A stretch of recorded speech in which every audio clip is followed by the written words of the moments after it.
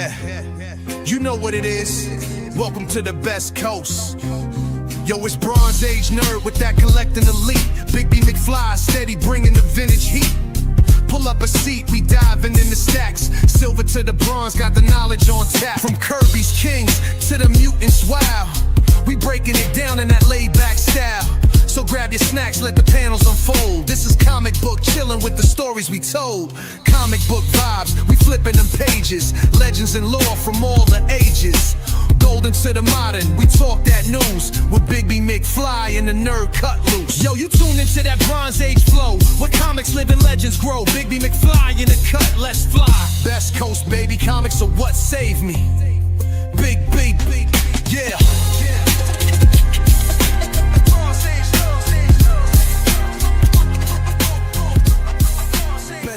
Baby, comics are what saved me.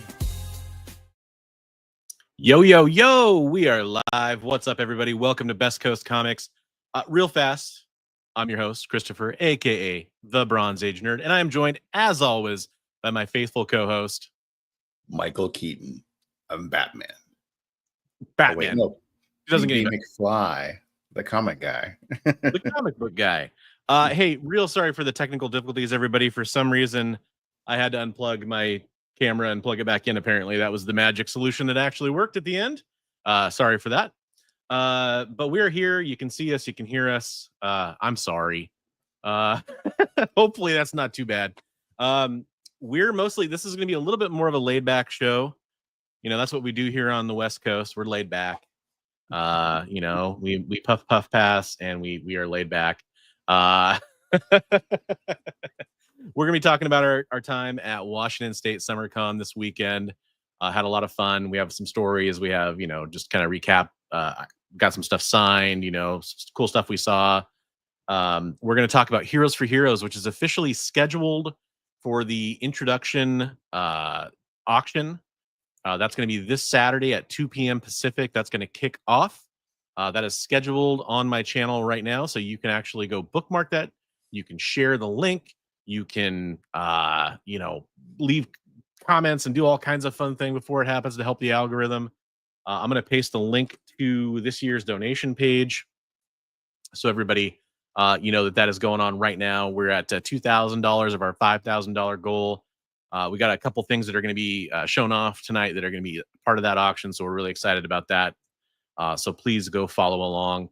But before we get into it, we got two things we have to do. First thing is, we have to let you know that we're streaming on a few different channels, one of which is my channel. I'm Bronze Age Nerd, as we mentioned earlier. We're streaming on Michael Keaton's channel, a.k.a. Big B McFly, the comic guy. And we're streaming over on the EXP Comic Book Network of shows. You can go follow all of those in the links in the description below, including the link to Heroes4Heroes and all kinds of important stuff that you'll find down there. The next thing we need to do is say hello to all you fine people who are watching already, including our gold medalist, Richard Westfall. What's up, Richard? We got GK Comic silver medal. And this week, in the venerable bronze medal place, we have Eddie Von, who says, "Hail Hydra." For Hydra Asylum. Yes. We got Space Case Collectibles in the house. What is up? Thanks for being here. We have one of our compatriots from Washington State SummerCon on Saturday, Comic Tropes, a.k.a. Chris, who just did his show live earlier. He did an awesome show.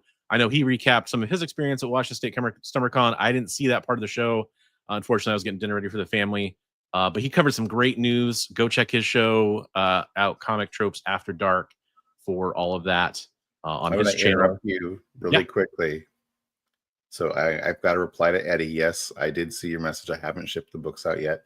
And happy birthday, sir. Happy birthday, Eddie. Happy birthday. We've got, was it 3 weeks? Oh, I got to find his message now again. 3 weeks in a row, I believe, for Shigeyuki Kikita. Thank you for joining us. Best intro in the biz. Hey, that's a high praise. Thank you so much. Thank you. And we will continue to say, we got Chad. Chad came in the house. He's married to a wonderful woman, but he'd snuggle happily by myself in that beard. Hey, your profile picture, Chad, speaking of snuggling into things. You just got that. He'll come up. That'll come up later in the show. Hey, we got Alan, the comic collector geek, is in the house. What's up, Alan? Thanks for being here. Hey. We appreciate it. Son of Crom. Hey, Son of Crom. Hopefully next year we'll get a chance to meet you at SummerCon if you're able to make it. Because I know you're kind of in the area as well. That'd be awesome. Welcome to the show. In fact, I know. Did he see your Conan pickups? I don't think. I don't know if he did or not. But yeah, you should go check out Big B McFly's channel. He had an awesome haul of Conan books recently. He saw the SummerCon video because he was like, "Ah, man, I wish I would have made it." So maybe next year. Yeah, that's right. I drink and I know things. Or I know when I drink things. I think I only bought. Well, besides I bought a plushie for my daughter, but besides that, I bought one comic book at the con, which I will be showing off. I guess I bought some signatures too, if you count that, and I'll be showing those off. I bought an energy drink. Actually, I bought two. That's true. But yeah, it was a buy two get one, literally. The only thing I walked away with was this. Yeah, and I don't. I'm glad you have yours because I don't even have mine handy. Show that off again, so I'll make you the larger screen. From Mark Brooks doing the. He did a couple of these for the Rogue animation homage, basically from the animated series. That's cool. Yeah, and it was actually kind of my goal the last day was to buy one book.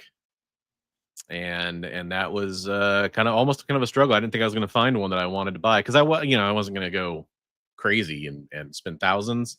I was there mostly to just hang out with people and see the show, and then kind of for professional reasons, basically. So well, I think half the fun is just hanging out together and talking to folks and just having a good time. It's not all about buying, it's the experience. So yeah.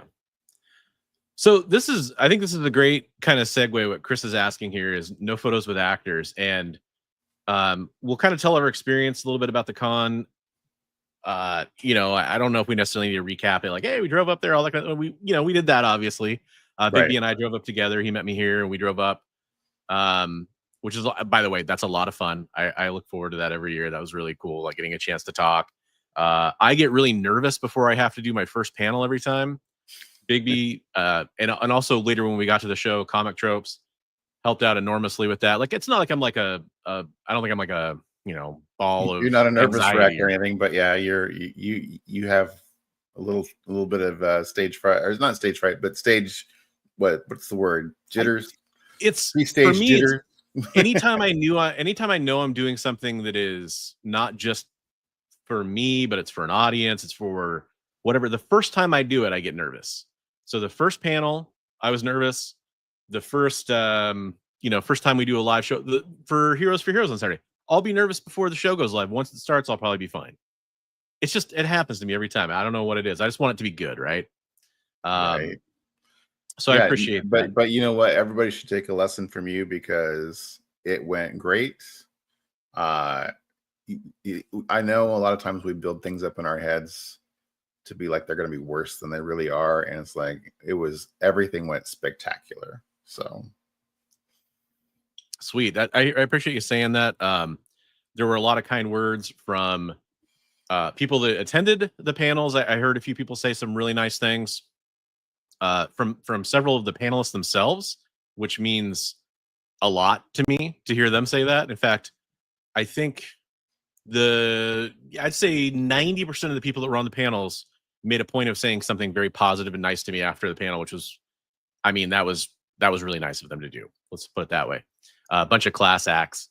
And then I guess you'd say, I want to say the handler, or it was basically the person who was there to kind of, bring waters to the stage and manage the microphone for the guests that come up for the audience questions, the audience mic. He was the handler for that. He was extreme. Name is Spencer. Shout out to Spencer. He was extremely complimentary after the panels. He said the best he'd ever seen. He literally. He was awesome too. I mean, Yeah. he was a really cool guy.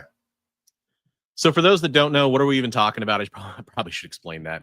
If you don't know, I did host the panels at Washington State SummerCon, which takes place at the Puyallup Fairgrounds, which is kind of south of Seattle and Tacoma and all that stuff, but it's kind of in that sphere of a lot of people from Seattle, a lot of people from Olympia, and all over the state go to it. And they had comic creators there. They had 3 panels all weekend. I hosted all of them. The first one on Saturday was a writers panel. It was Dan Slott, Steve Orlando, and Benjamin Percy, which it was on Saturday. You know, I know there's jokes about it being rainy in the Northwest, but at the end of June, it's usually getting pretty warm here. I'm not going to say blisteringly hot because I know people in the country are dealing with like heat waves and stuff, but it gets pretty warm for our area and pretty muggy usually. And it's usually feels pretty warm out compared to the rest of the year. It was raining before the show, like not like cats and dogs, but it was definitely raining hard. To the point where we got soaked. Yeah, we got soaked at the beginning. Yep.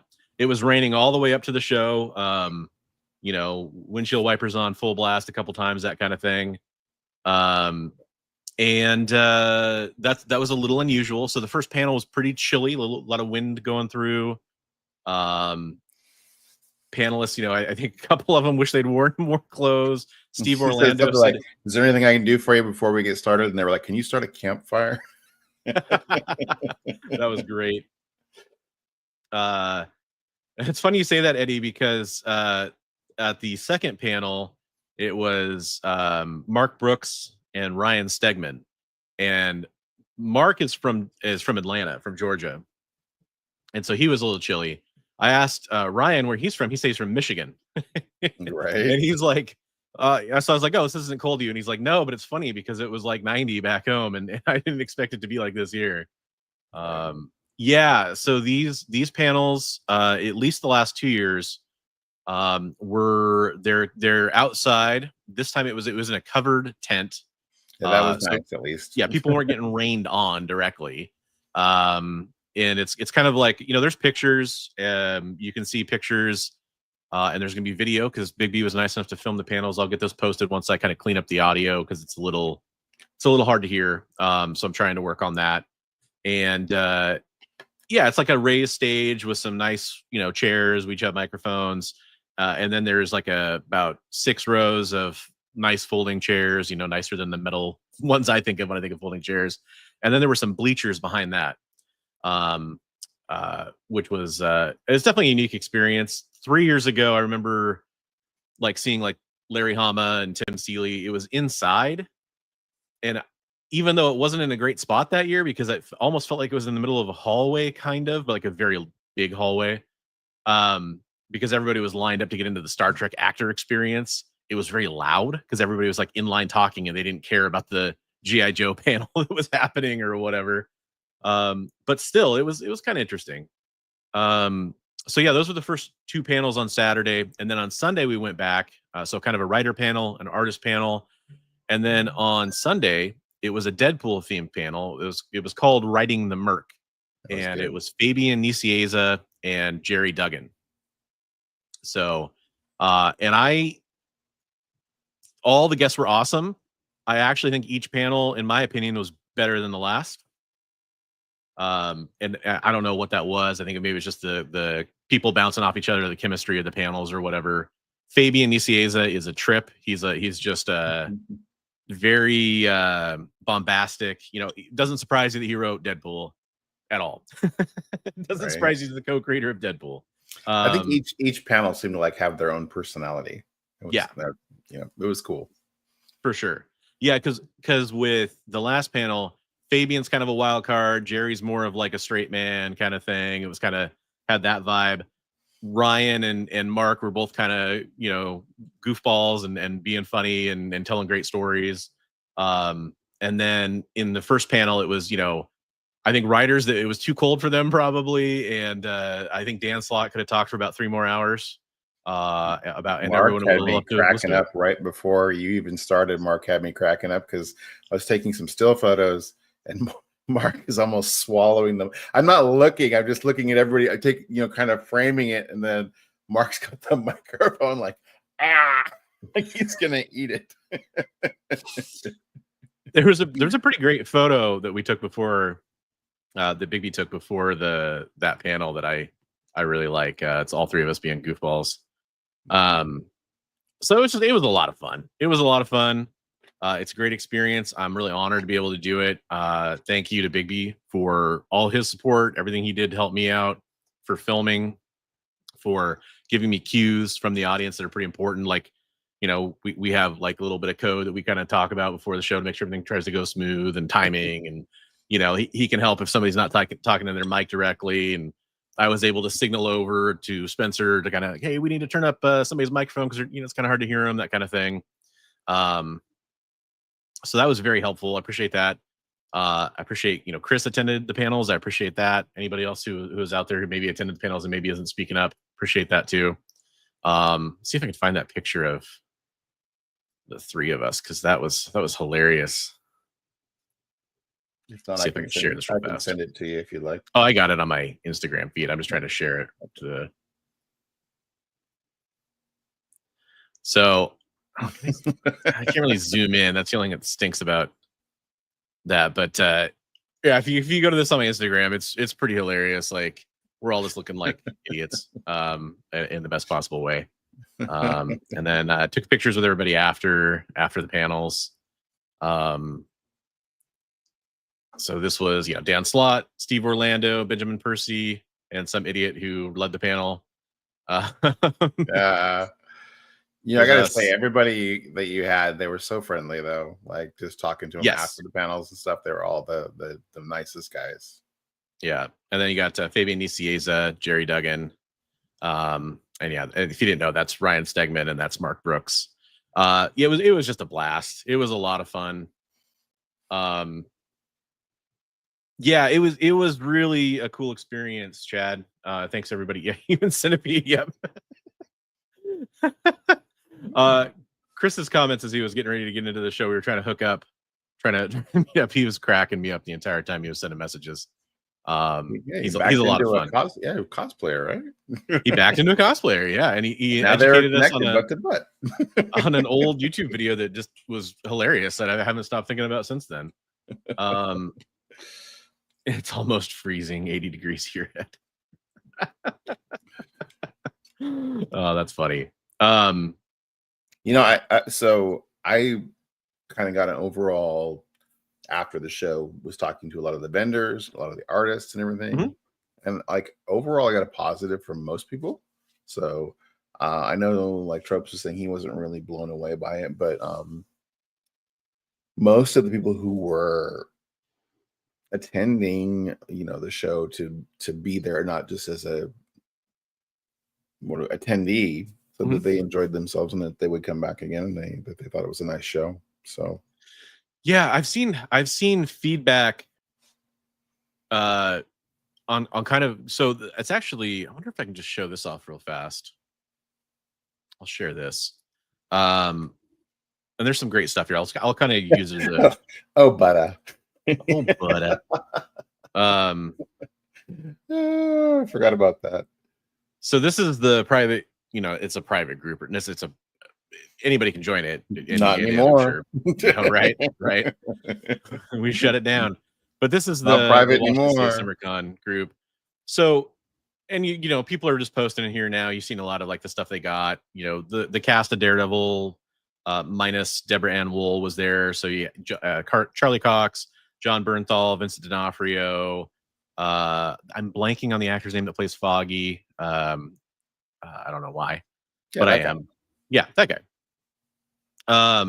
The cast of Cobra Kai, Disney princess voice actresses. You had, everybody I'm scrolling by that you'll see. You had William Shatner, Walter Koenig. You had the X-Men 97 voice cast was there. A lot of anime people were there. Matthew Lillard and I'm blanking on his name right now. They probably say what it is in there. Scream, Skeet right? Ulrich. Skeet Ulrich. Yeah, the Scream murders. So celebrity stuff, right? A lot of celebrities were there. Pauly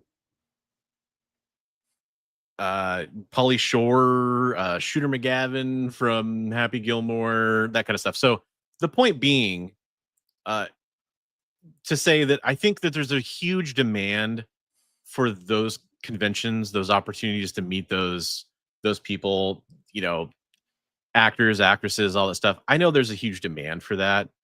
It's a big draw for it. Yeah, for It's sure. a big draw.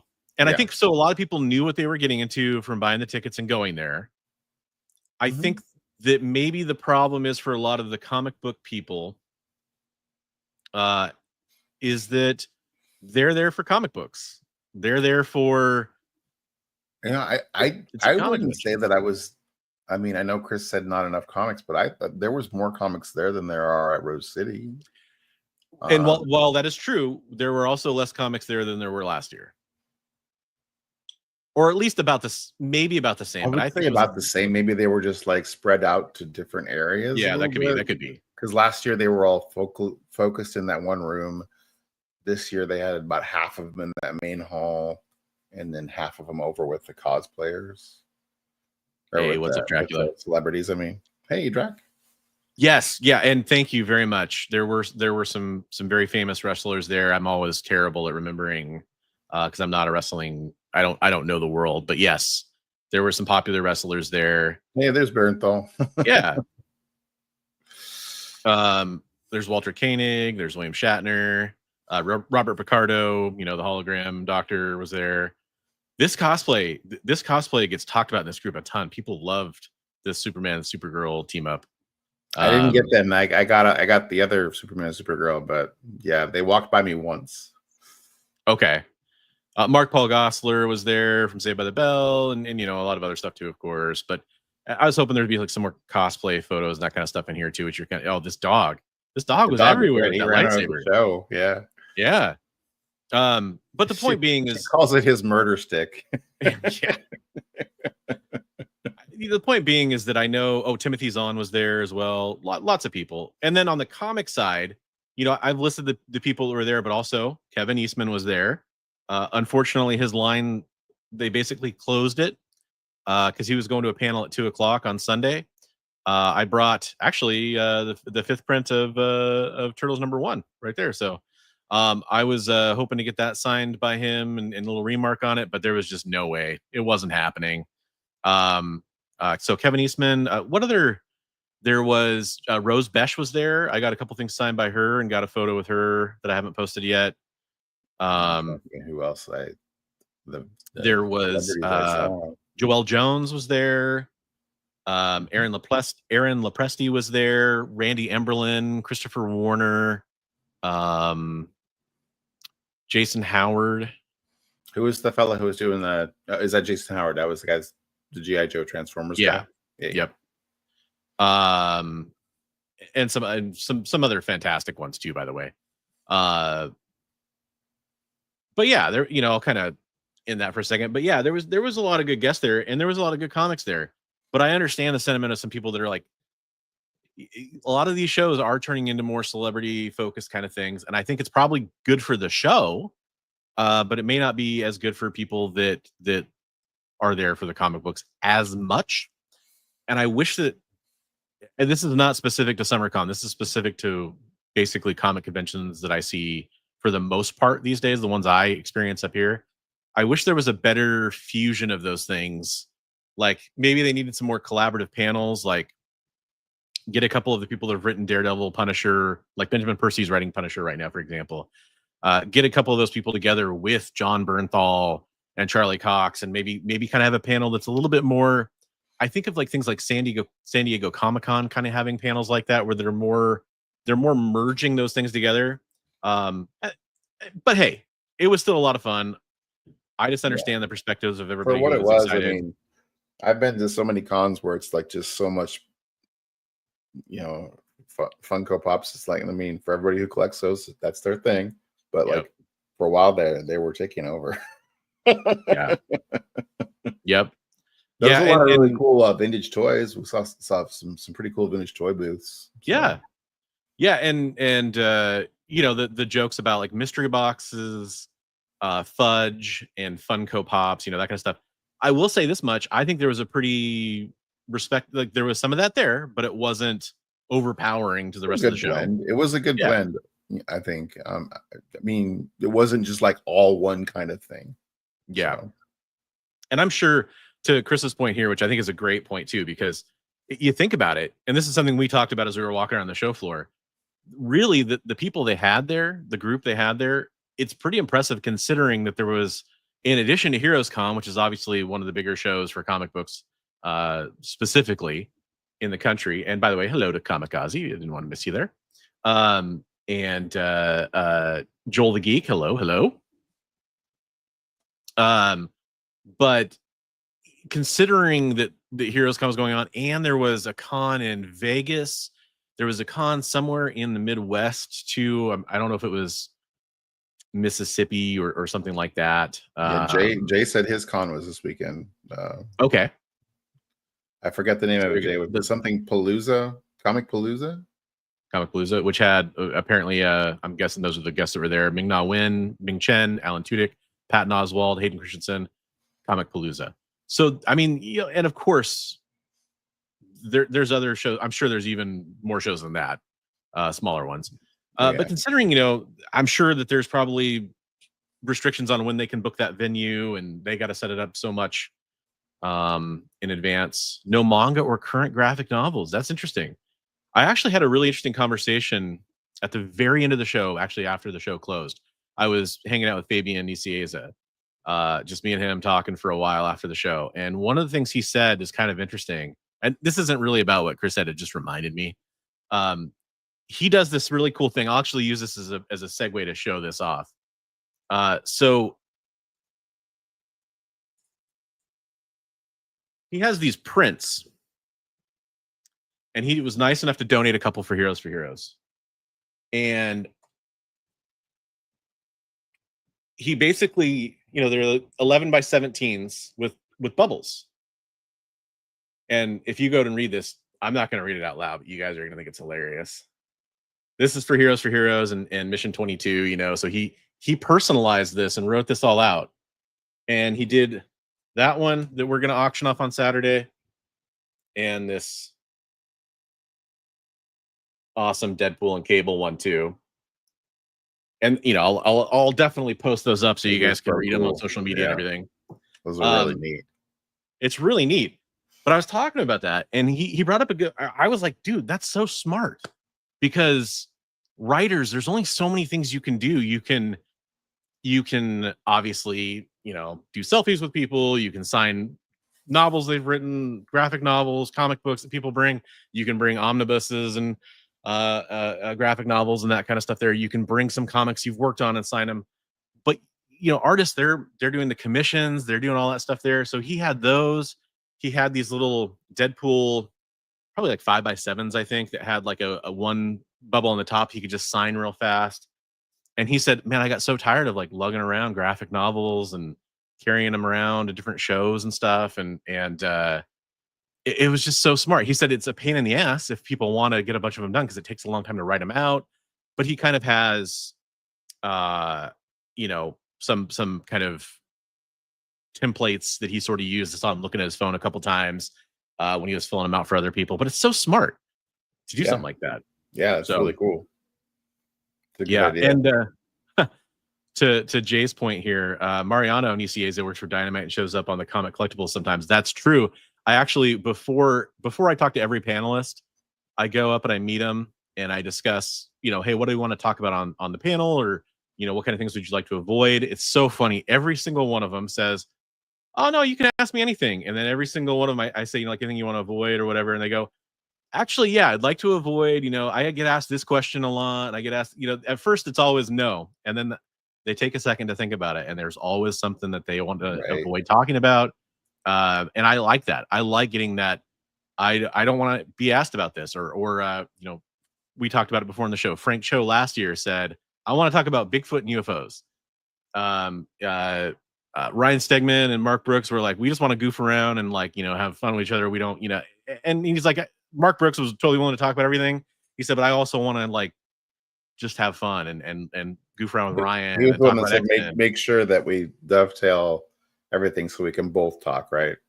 Yes, exactly. So that was Fabian Nicieza said that, especially with Jerry Duggan, because he didn't want to be, it's like if you just ask me questions about Deadpool and stuff about me creating Deadpool and all that kind of stuff, then I have to tell all the background. I have to tell 20 years of story leading up to it. I have to tell, and then Jerry has to try to figure out some way to chime in. And so I tried to work all those questions in to be that they could be questions they could both have a jumping off point. I made like one exception for each of them where I kind of specifically tailored a question to each of them, Right. but then the other ones could still play off their answer a little bit. But I said to Fabian before the show, I said, hey, I want to thank you because I get to complete the set. And he's like, what are you talking about? And I said, I interviewed your brother on my channel. He's like, you did? What did you interview him for? And I said, oh, he did the Transformers trading card set for Dynamic Forces for their Kickstarter. So I had him on the show with a couple people from the Transformers team. And I was like, I'm so excited. I'm probably one of the few people in the world that's interviewed both Nicieza brothers. And he said, yeah, you got us all. There's not another one out there. Mm-hmm. So that was kind of fun. So it's kind of cool after you do that, where you ask those questions, then you and I go and we brainstorm and make sure we come up with the right set of questions for the panel based on what they want to talk about. Yeah. And this is one of the things where like Big B really helps out because, I have some ideas, of course, and I'm kind of bouncing them off him. I'll get some feedback and some ideas from him, and we'll kind of come up with some great questions. I really appreciate that feedback. It's a big help that he's able to do with me and kind of just, okay. Because, for example, I'm interviewing Fabian Nicieza and Jerry Duggan, and the first 3 questions I ask, each of their answers includes the answer to another question I had for them. So it's like, they're like, yes, and this is... And that's my eyes started getting big. I'm like, oh no, they're taking all of the questions we came up with and they're answering them before we ask the questions. And that's why you need so many. That's why you need so many questions. It's like why you have to have 2 to 3 times as many questions. Wait, was he wearing pink and purple? Wait, what? I think I missed something here. Was Fabian? Was anybody wearing pink and purple? I'm trying to think of who that would be. Sorry, Eddie. Maybe I missed the joke. And yes, I do offer massages. It's I even let the guests specify where they want it. I'm a very, very giving host. Timothy was created by okay, great. Thanks, Timothy. AI that's awesome. Yeah, well, Trope said he was getting a massage from the Dr. Doom guy, right? Yeah, that's true. He did get a very generous massage, is what I heard. That's good point. I actually have a cover he did too, so I should know that. There we go. Thank you. And then an actual Dracula, by the way. Hello. And did we say hi to Dracula? I thought we said what? I don't know again. I don't want to miss anybody. Let's put it that way. That's right. Drac jumped into a live stream on my channel a while ago. It was pretty cool. We had a cool little gang hangout. Sorry, I'm just going through the chat and make sure I didn't miss anybody else real fast. Because AI bots. No, I think I got all the AI bots. I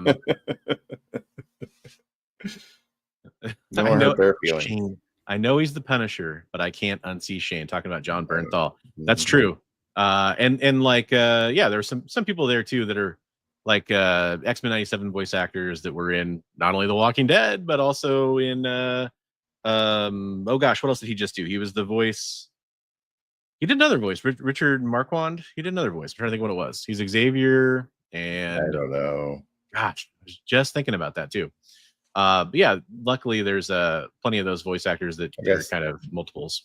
The gal who plays Jubilee was super nice. She just chatted my ear off and was just the nicest little gal to talk to. So Yeah, and you were able to talk to the gentleman who played Nightcrawler and get a little also a very nice gentleman. yeah, And I got get a little cameo video from him. for our friend Mike from Lunch Money Comics, because Nightcrawler is his favorite character. So that was cool. Yes, thank you. Yeah, well, he's doing some other stuff too. He's a regular voice actor at that point. I should just mention that. But he was also in another live action show. I think that's what I'm trying to think of. Is there any celeb you would pay for a photo with? Yeah. So Bigby, why don't you answer that one first? Because I got your whole spiel about this weekend. I'm curious to hear I you answer said those. I don't mind meeting celebrities. I just don't want to spend the majority of a con waiting in line to meet them and paying some huge exorbitant amount. So like at Terrificon last year, I met a whole bunch of the artists just organically, like going to dinner and seeing them in line and to get in to get dinner, and we would offer to buy them dinner and they'd come and sit with us and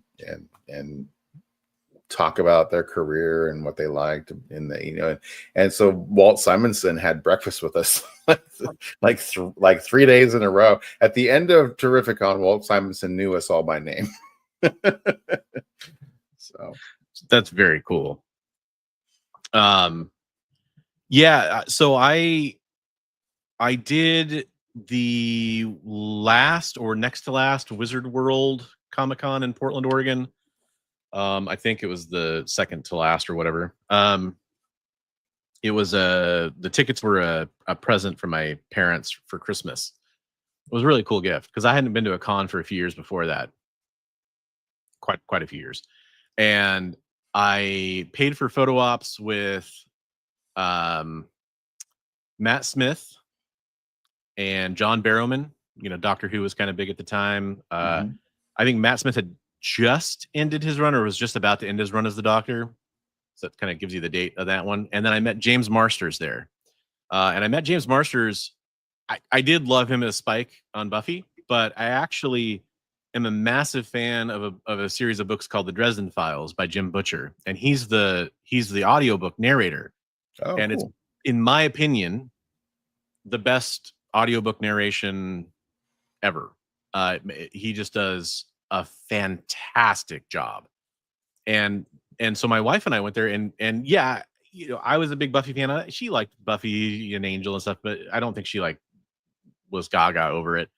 But we both wanted to meet him because we were listening to the audiobooks. I think at that point he'd done the first 10 or 11. It's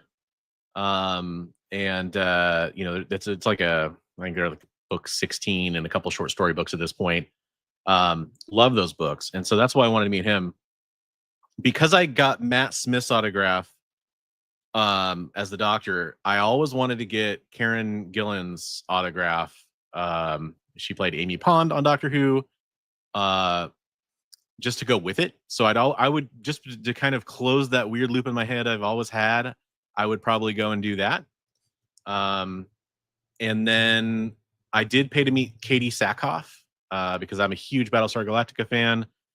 And that was at Rose City Comic Con last year. This year, she's coming back. She's from the area, so it's not super surprising. Although she hasn't been to a ton of the Rose Cities.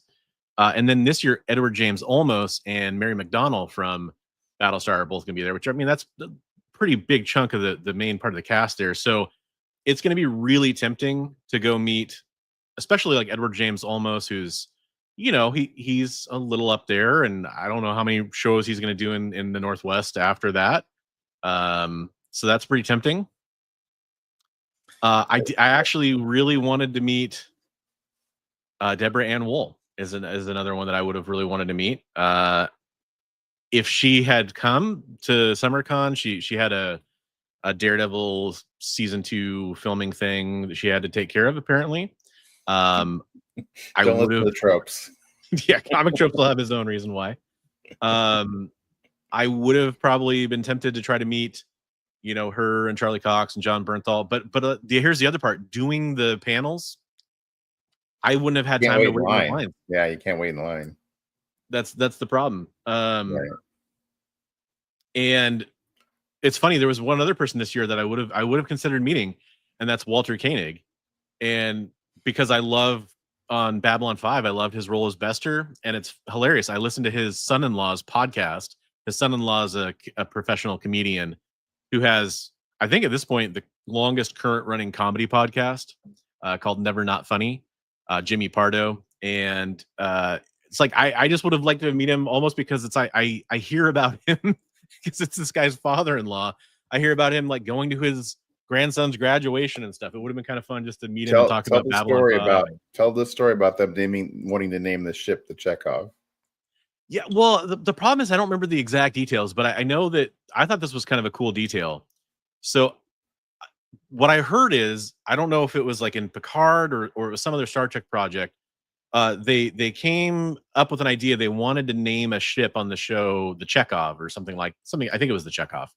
And Walter Koenig said, you know what? Why don't you call it the Anton? And I'm sure somebody will know more about Star Trek than I do. And because I was just repeating a story I remembered reading. I thought that was cool.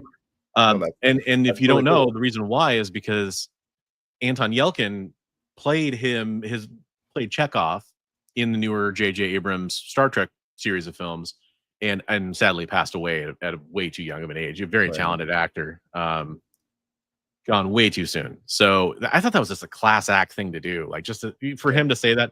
That's what I heard anyway, and I think that's I hope it's awesome. I hope it's true. so I had the organically meeting people thing. I had a story for you. Remember, my buddy wanted to meet Katie Sackhoff, and unfortunately he wasn't able to make it. But he had brought his sketchbook to the show, and he was out in the lobby sitting down on a bench sketching, and somebody came up and started talking to him while he was sketching, and he just didn't even look up. He's just drawing, and they're like, What are you drawing? He's like, Iron Man. And they're like, oh, cool. Do you mind if I watch? And he's like, no, that's fine.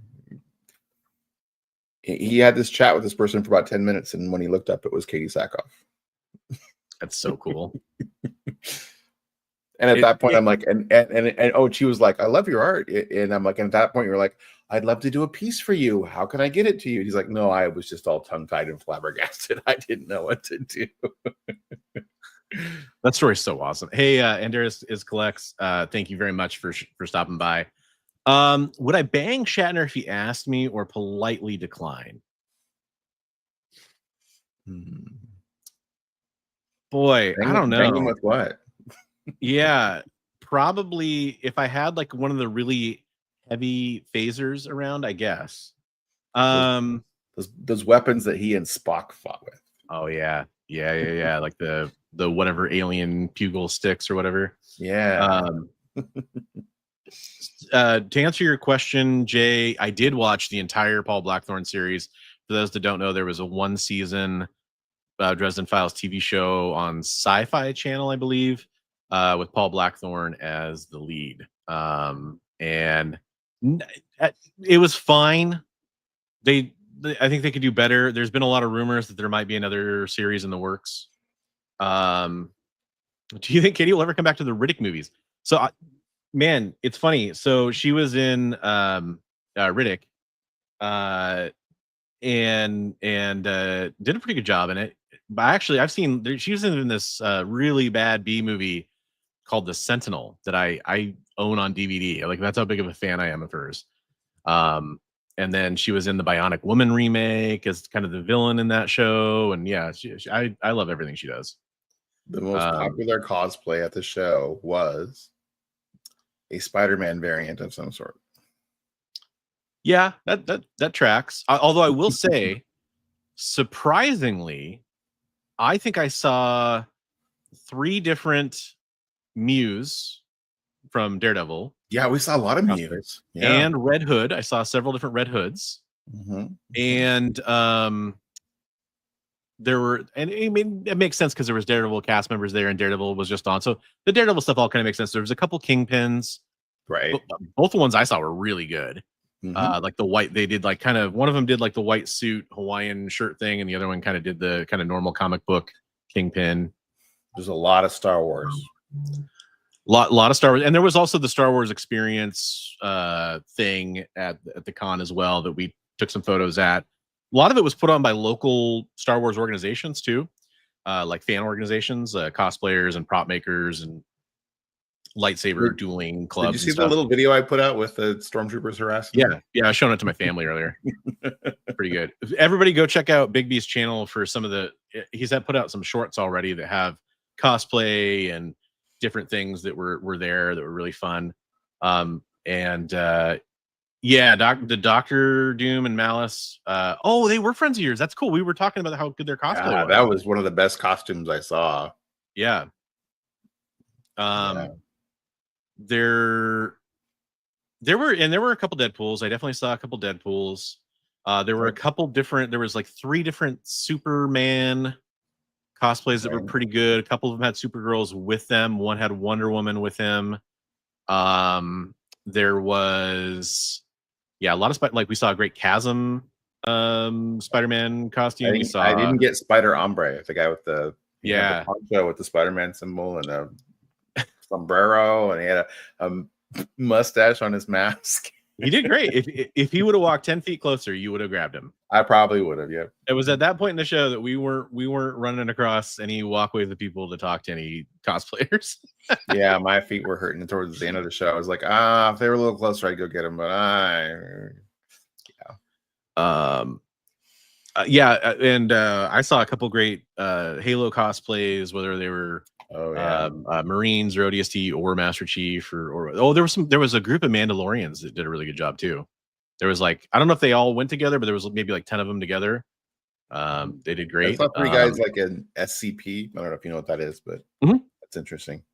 Yeah, there was some Fallout too. There was some NCR. What was the gal with the shark gun? There was a bunch of different characters from that. Jinx group. from Arcane / League of Legends. Yeah. There we go. There was a lot of League of Legends related. Yes. Oh, nice. Nice. That's awesome. I'm not gonna highlight those comments for you, Tros. Oh, that's great. There was a Magneto that you thought was great. I remember that. Yeah, well, a Magneto with a Scarlet Witch that was also was equally good. That was one of those ones that walked by here's the problem with doing a panel, by the way, that's outside. There's 2 walkways. There's 2 walkways basically that lead by from one of the entrance gates, and then from the Star Wars gaming experience areas, there was 2 walkways. And also the Turtles experience was back there too. And so in every single panel, they had, oh God, what do you call the turtle? Isn't the turtle van is what is it called? It's called is it the cowabunga? I don't know what they call it. I'm sorry. The turtle van. They had a VW bus that was done up to be the turtle van. It drove by every single panel. You had, Super Grover, 7 foot tall Super Grover walking by. I never saw him again after that. I was like, oh, Super Grover, and I never saw him again after that. You have R2 units rolling by. So it's with somebody with ADHD, it's very distracting to be talking to somebody and then see crazy cosplays walk by, and you're like, oh my gosh. Right. So it's just one of those things you have to have a lot of maturity and a lot of presence in mind. Yeah, right. There were a couple Harley Quinns here, but I got a picture of one of them. I only remember 2 that I saw that I can recall. Yes, it's the stage next to the fountain, which we literally I didn't realize was next to a fountain until after the last panel. We actually did some exploring this year that we didn't get to do last year, so it was kind of cool. We got to see the party wagon. There we go. Thank you. We got to see some areas of the show that we didn't get to see last year. So it was like, we're like, what's up here? Oh, hey. Yeah. Yeah. So that was neat. And that's I guess that's the other thing. It's kind of weird about it is having panels so the first panel on Saturday was at 12. The next one was at 3. And then on Sunday, it was at 1:30. So every few hours, I felt like there was somewhere you had it wasn't one panel's at 11, the other one's at 12:30, and then you're done for the day. It was, Right. every few hours you had to kind of be somewhere. So yeah, you could go do some stuff, but you couldn't really get too drawn into anything. And I think Right. that probably had a lot to do with how I felt about things too, as far as like you kind of felt somewhat tethered because gosh, you get to talking to somebody and then all of a sudden it's like I have to run because I have to not only get ready for the panel, maybe I gotta eat something so I'm not getting shaky up on stage. I gotta drink a little bit of water, Right. use the little interviewers room, whatever, whatever it is. Right. And make sure, they're not like, having questions right before the panel too, because that's happened a couple times where, you don't want to be the last one showing up there. It was funny. One of the panels, it was literally like, oh, can you run and go grab the guests because you know where they're at? I'm like, yeah, sure. And then one of them comes up. It was Dan Slott comes up, and I'm like, oh, I'll go find the other two. Somehow, it's a straight shot. Somehow, and from me walking to go get them and going to their tables, and they're not there, and me being like, crap, and then running back to the stage, they were waiting for me. I think I they guess went to they've get gotten coffee. I think Yeah. they went to get coffee, and so you missed them going the other way. And but Yeah, it is pretty spread out. It's a good thing and a bad thing.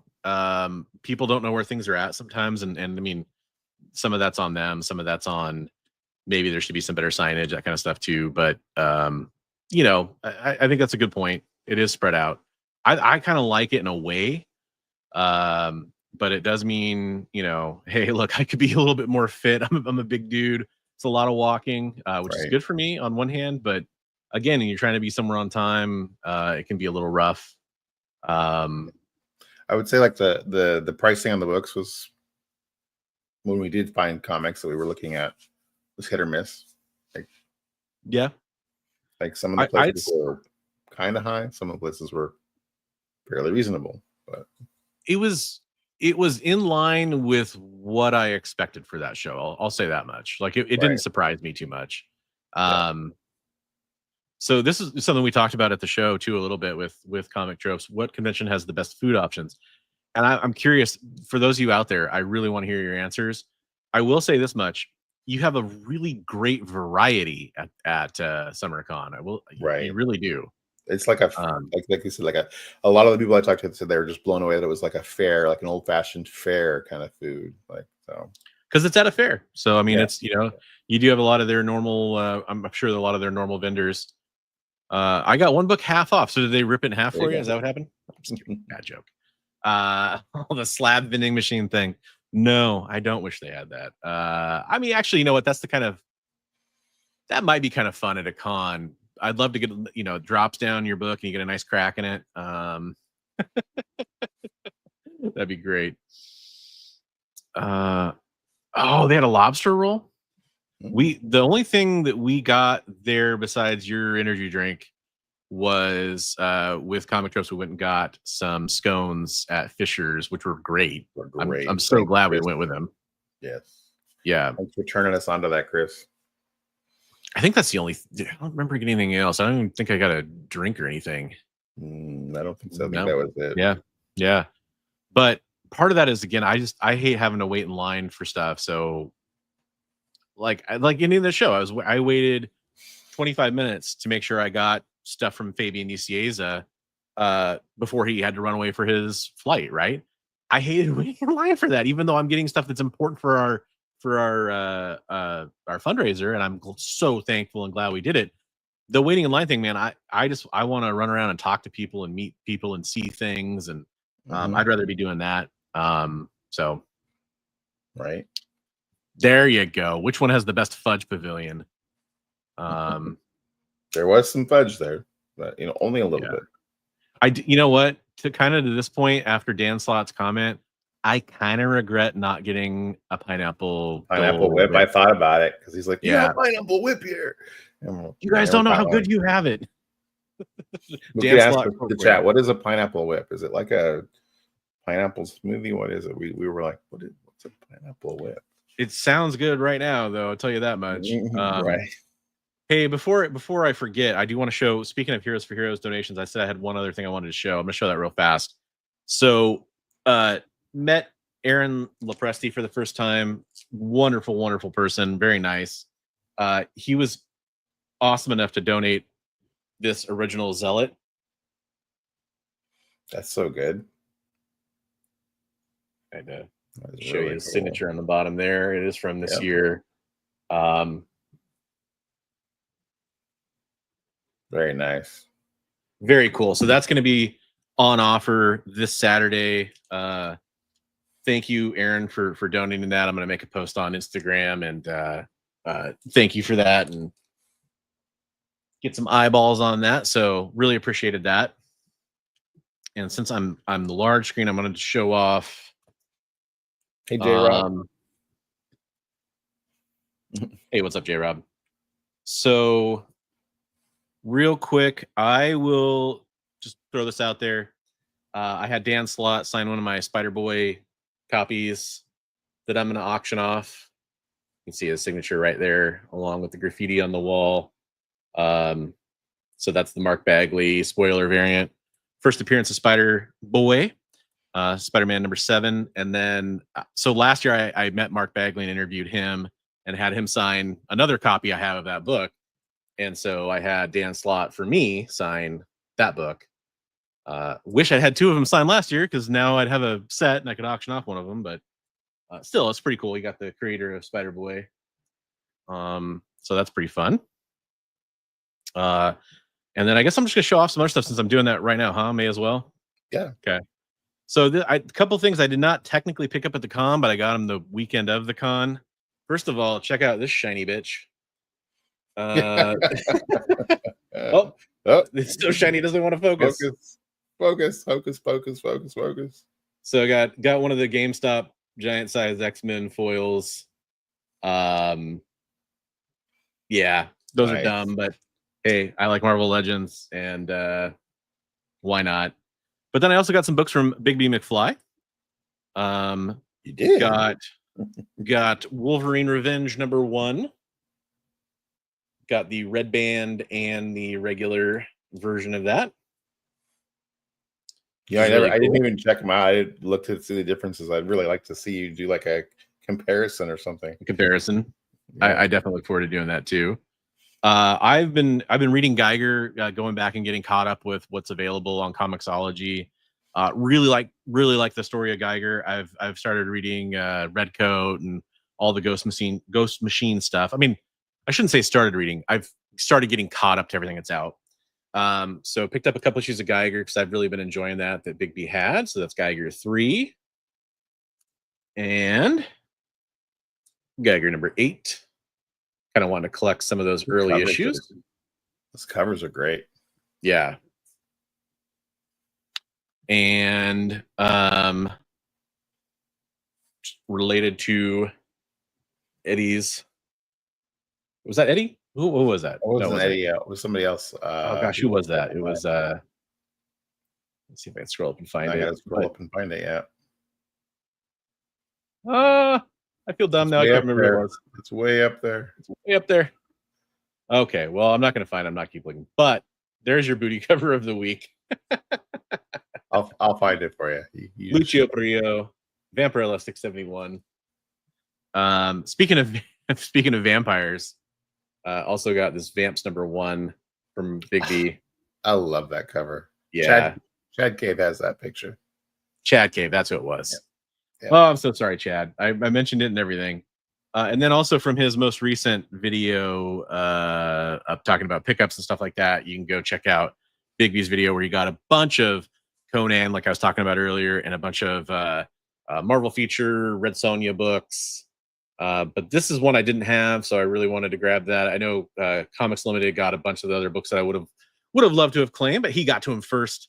But luckily, he didn't need this one, so I got a copy of Marvel Feature 2. And that was first art by one of the Red Sonja. Yeah, Frank Thorne. I think Frank Thorne. You're right. Yep. I think that's what I want to say. And then Eddie says claim Vampy butt cover. Not a sales show, yeah. And then I use that as a segue since I got those from Big B on Sunday morning, I think. Yep. Talk about some of the books I got signed at the show. Show those off real fast. Had Mark Brooks. See his signature right there. Sign that cover box, corner box That's a better one than the one that I was thinking of getting signed. The one that I had is the one with Forge on it and stuff. But Oh, I got you. I like Yeah, it. I know what I you're like talking that about. one. That one was pretty cool that you got signed. That's And then, yeah, I had him sign it in yellow. He was gonna sign it in green, and I was like, "Hey, is there any chance you can sign that in yellow? I just think it would be cool on that cover." And I'm glad I did. Yeah. Yeah. So thank you very much for Mark. Hopefully we'll work something out. I was hoping to get something from him at the end of the show for Heroes4Heroes. Missed him and he had to get his flight, so I'm trying to talk to him about that, and hopefully we'll connect. Rose Besh. Not only is she a very, very nice person and a very, very talented artist, she's super awesome. I had her sign 2 comic books. The second one I'll show you dried, and I was like, oh, okay, they must both be dry. The second cover was this Supergirl Women of Tomorrow cover that I love, and it's a very, very glossy cardstock, and it just smudged like crazy. And she was awesome enough to go back and try to clean it up and fix it. And I think she did a good job of making it, because this cover's it's a little like wild with all the paint splotching kind of coloring at the top. She did a really good job covering it up. My mistake, and she was awesome about it. This one dried completely and there's no smudging on it. This is a cherry cover she did for Golden Apple, and she did that awesome signature on there as well. So I appreciate that. It's good placement too. It looks like it's coming out of the can.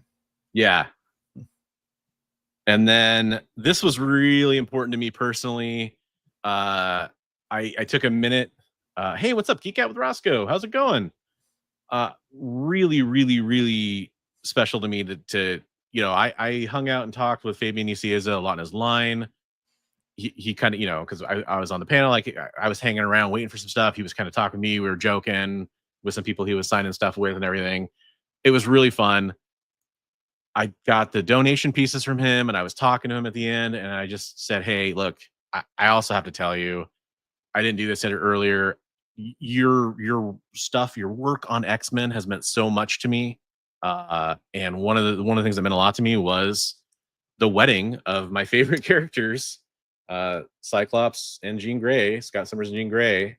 And so having him sign this meant a lot to me. This is my childhood copy of X-Men 30, the wedding of Scott and Jean. That's good.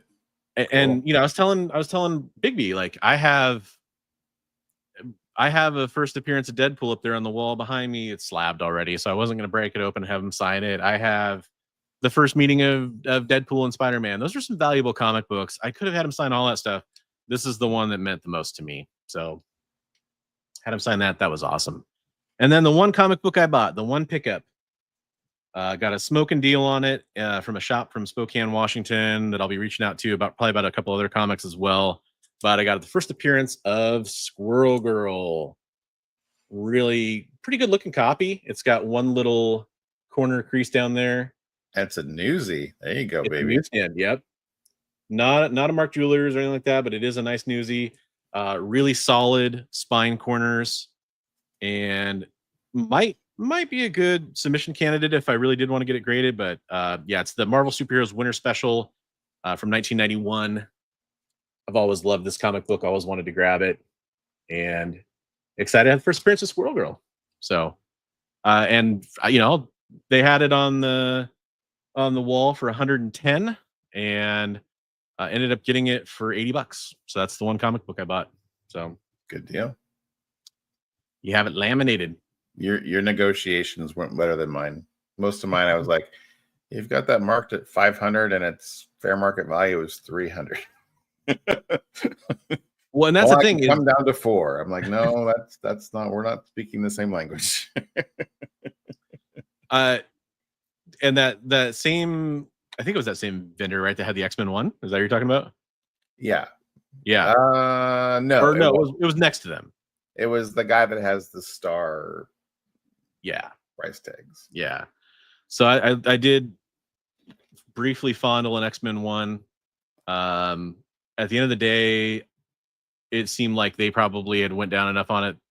That's roughly as low as they were going to go, is my guess. I didn't really want to negotiate on it, and I wanted something maybe with a little bit more saturated cover. It was a little faded on the cover. I mean, granted, I'm looking for like a 0.5 or a 1, so I can't be too picky, but It wasn't the right time for sure, and I still can make a lot more headway on it. I seriously considered a Hulk 180, and a gosh, I can't remember the issue number, but the first appearance of Rocky Raccoon in the magazine.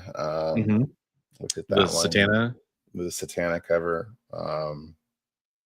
There's a couple things that and then we were talking about the first the Spectre issue with the first appearance of Mr. Terrific, which they were really trying to meet me and make a reasonable, but we both discussed it and we're like, yeah, I feel like you're buying at the top of the market right now. So yeah. Son of Crumb, it was they had it at 3,500 and he let me know he was into it for 3,000. But the funny thing is the like one of the employees was there and we kind of asked him like, hey, is there any wiggle room on this at all? And the owner, without really looking at it, says 4,500. He went up. That's right. He went up. And we're like, oh well, we're going the wrong direction here. Or no, I'm sorry, the wrong way. He said 3,600, and they'd had it priced at 4,500 is what it was. So they'd already went down on it in their minds. And you know what? I'm not even saying that's not fair for it or whatever. It was just no. At that price, I think like a graded copy that I have a little bit more faith in. Also, it's just not the right time. I can't afford that book right now. Right. Like all things being honest, I really, really want one, but hey, we all got to have goals. So whoa, sorry, Jay, I think you were saying something that I didn't catch there. 600 for a comic. You have it laminated, right? Like if a corner is bad, collectors notice it. Yeah, I gotcha. Yeah. And then I will say I'm glad that I didn't spend some of the money I was thinking about at the show, because when I got home, Crom has a video. He's selling a bunch of slabs that he has for really reasonable prices, and I grabbed some stuff from him. So, oh, nice. There you go. So, guys, check that out. He's got some good stuff. Totally. Yeah, he's always got. He's a very, very, very cool collector. He's also got an eccentric kind of collection going on. I love it. Figure drawing. Are you talking about Melania Vaintrub? Is that her name? She's like the AT&T spokesperson. My dad found that Squirrel Girl in a bin for $10. He FaceTimed me looking for some comics and grabbed a few good ones at him. That's awesome, Roscoe. Right. That's so cool. That is the reason why we didn't get that Spectral book too, because we were like, those books are recent enough that I feel like I might find them in the wild, just in a random bin somewhere that somebody didn't realize that that's Squirrel Girl or first appearance of Mr. Terrific. So finding stuff in the wild is always the best. Like, I mean, there's no feeling like a comic book you've been looking for a while. And I mean, at a con, I don't really call it the wild, but it's better. It's better for, I don't know, like Frankenstein. I don't know. Frankenstein's not really the same kind of a con, but you find a lot of great stuff that people just, some 100%. Hey, John, it's better than eBay. What's up, John? John's Comic Book Kids, coming in. Welcome to the show. And then Jay, you're trying to collect some books now, it looks like. So cool. Are you getting back into collecting or just kind of starting to collect some of the stuff from your childhood, or what are you looking for there? Flea markets, yard sales, antique stores, all that. There's no state sales. Because I guess what I'm saying is that a comic store, eBay, whatnot, all those kind of the convention, even you're expecting to find those comic books. A place where you're not expecting to find those comic books, oh my gosh, that's a rush. Right. That's a rush. Been to Gary Con. It's on your bucket. I have not been to Gary Con. That's the Gary Gygax convention. Is that okay. Where's that? What I'm thinking about? I'm not sure. No, don't worry about it. Don't worry about it. Don't worry about it, man. I remember going through back issues and finding 90s Valiant #1 and issue 1 of Ninjak, Exo Manowar. That's cool. Exo Right on the point. Manowar is Yeah. a good. That's like Exo Manowar is still a valuable book in for Yeah. number one. Yeah, yeah. And you got yeah, there's some really good stuff there actually. Like, Yeah. and it's all kind of coming back. Quality, well written, well drawn books. Not as flashy as some of the stuff that was coming out at that time, like the Image stuff and everything, but well done. You could read them. Yeah. Actually, I really like that, Jay. I always purchased not knowing I was creating a collection. Yeah, it's exactly how it was That's for a lot of us. kind of how it works. Exactly. Yeah. And buy what you enjoy, and Yep. you know. Yep. I've had to kind of like because of the way my mind works, and this is something we should probably talk about as a topic. Because of the way my mind works, I've always like I get into collecting too intensely, and I really try to stop and reevaluate like, why am I collecting this? What do I actually want my collection to actually look like at what, and kind of work backwards from that. Because if I don't do that, it can run. And in comic books, ever since like 2019, 2020, when I started collecting again hardcore, it got away from me a little bit, man. Like I got too much. And it's absolutely good to get what you're loving, and always be mindful of, hey, maybe I don't want to end up with 70 short boxes of comics. Maybe you do. I don't. That's what you got to know. Be mindful of who or what's in control. Is the collection in control, or are you in control? Right. Exactly. Oh snap! I'm gonna show up. Speaking of collecting and getting into things, mentioned recently that I've kind of been collecting some football cards. I'm a Broncos fan. I'll do this real fast. I picked up some cards. I just wanted to show them off, so I can put them away and not just keep them here on my desk anymore. I have a couple John Elway rookie cards. Being a Broncos fan, John Elway is a pretty important player. I was like, it might be kind of cool to get all like the Topps cards from the years I don't have. I don't remember what I think this is 85 or 86, but I got there you go, a little John Elway card to kind of complete what I'm looking for there. And then what I'm really working on is trying to get some Bo Nix cards, who's our current quarterback. And I bought a bunch of cards, and I got some cool Bo Nix base cards and stuff, but not really anything super special. Picked up his Panini Prism green parallel. Cool. Which that's pretty. Yeah. And then his Mosaic green. And then what I really like to do for if you can do it, is a color, they call it like a color match or whatever. So I went with the orange laser prism. I got a PSA 9 of that. By the way, I think we were trying to talk about PSA card labels before. There you go. There you go. That's what they look like, right? So, yeah, that green or the orange goes really good with his jersey from the. Yeah, and I think that's neat. So, I'm not going to turn it into the card show. We might talk about other types of collecting as a topic. 45 long boxes. That's about how many I used to have back in the day. Yeah. I'm getting back to that number again, though. So it's too many. What are you talking about? No, everything. It's always going to be relative to the collector's space and what they want. You're like that with video games. There you go. Okay. Right. Remember Fleer cards? Yeah. Flair, yeah. There was Flair, and there was Fleer Marvel cards too, which I have a bunch of those. Those were sweet. Those were like really thick cards. Yeah, super thick cardstock. I love that. I actually have the I don't know what they called them, but like the oversized cards that were like 8 by 10-ish, or whatever. I have the Cyclops, Cable, and Venom ones of those from that series. So here's the thing. So I've been watching some things on cards recently.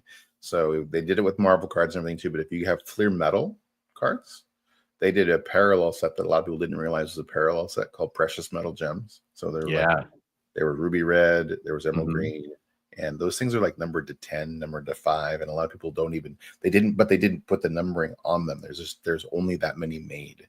Yeah. So like the cards are worth an astronomical amount. So if you have any of those Flair Metal cards that don't quite look like they go with the silver ones, well, and they did that. For those that don't know, they also did football cards, and maybe another sport too. There's actually football cards because I have a Peyton Manning metal card. It's not one of the precious metals, but it's the base metal card. And then there's I was watching one of my favorite shows for this is Baseball Card Collector Investor Dealer. He does a great YouTube channel. And he was showing off a Champ Bailey precious metal red card sale that happened recently. And I was like, that's pretty sweet. Champ Bailey, another Denver Bronco, one of the greatest cornerbacks of all time. So, yeah. So, pretty fun stuff. I was watching a thing and they were talking about how the sports equivalent of the precious metal ones had gone crazy.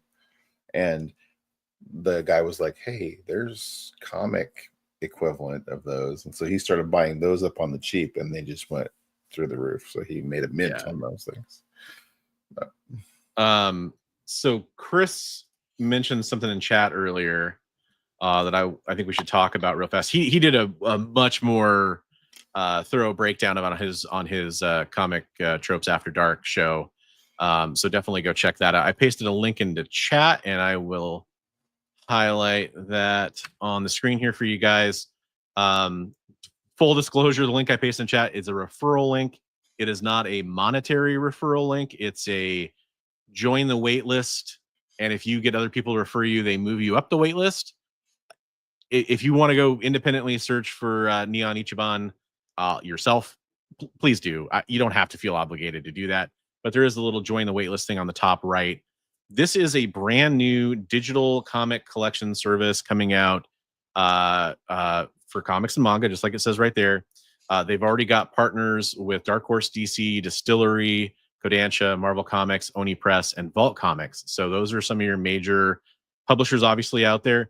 Distillery is an interesting one to point out because this actually comes from the people who founded Distillery, who, for those that don't know, and I 99% remember their names off the top of my head, but let's see if it's actually on here.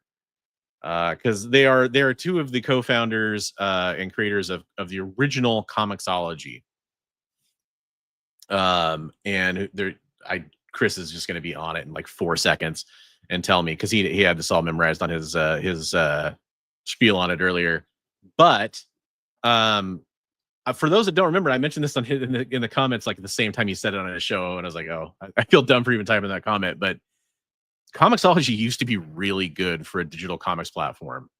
And thank you very much, David Steinberg and Chip Moser. Thank you very much. And I actually really liked the original Comixology. I don't know that they were the first to do it, but their guided reading view that they had on their app, which is still on there, although Comixology is very hit or miss these days. I've tried to explain this before. At some point I probably should post a demo of it. I think there's people that don't realize how fun and cool that is. The way I have my tablet set up when I read a comic book. Oh, Steinberger, thank you. It shows me the whole page, and then as I swipe or I press the volume key down on my tablet, it'll automatically start going panel by panel, blow it up for me. This is great if you have bad eyesight like I do. If you want to get closer look at a high-res digital copy of the comic book, it's great.